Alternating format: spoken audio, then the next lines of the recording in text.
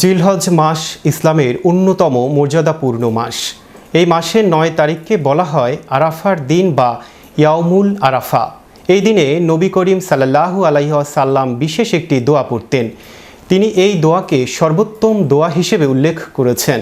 কিন্তু কি সেই দোয়া? এ নিয়ে বিস্তারিত থাকছে ডেস্ক রিপোর্টে। জিলহজ মাস ইসলামের অন্যতম মর্যাদাপূর্ণ মাস। এই মাসের ৯ তারিখকে বলা হয় আরাফার দিন বা ইয়াউমুল আরাফা। এই দিনে নবী করিম সাল্লাল্লাহু আলাইহি সাল্লাম বিশেষ একটি দোয়া পড়তেন। তিনি এই দোয়াকে সর্বোত্তম দোয়া হিসেবে উল্লেখ করেছেন। কিন্তু কি সেই দোয়া?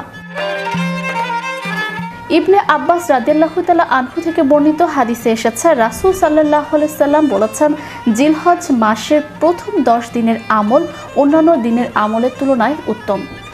এই দিনে আল্লাহ সর্বাধিক সংখ্যক মানুষকে জাহান্নামের আগুন থেকে মুক্তি দান করেন। বান্দারা আল্লাহর নিকটবর্তী হন এবং ফেরেশতাদের সামনে তাদের উদ্দেশ্য তুলে ধরা হয়।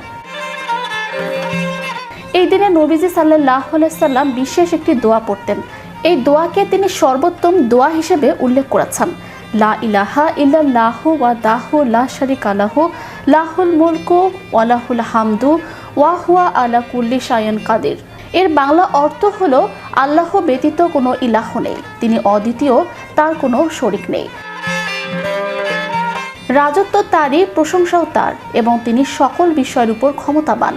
অন্যদিকে আরাফা রোজা রাখলে পূর্ববর্তী ও পরবর্তী বছরের গুনাহ মাফ হয়।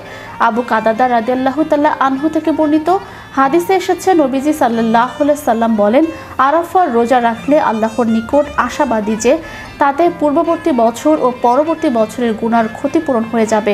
এ রোজা শুধুমাত্র একদিন পালনযোগ্য। জিলহজ মাসের চাঁদের উপর নির্ভর করে ৯ জিলহজ এই রোজা রাখা হয়।